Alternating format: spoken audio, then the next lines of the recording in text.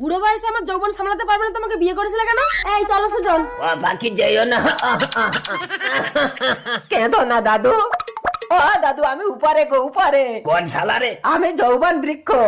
বুড়োরা আমাকে জড়িয়ে ধরলে যুবক হয়ে যাবে, আর যুবকরা আমাকে জড়িয়ে ধরলে বুড়ো হয়ে যাবে। তাই আমি যুবক হয়ে যাব? কই দেখি। সিনেমার আছে যত হিরো, আমার পাশে সব জিরো। আমার বুড়ো এত ইয়াং হয়ে গেছে,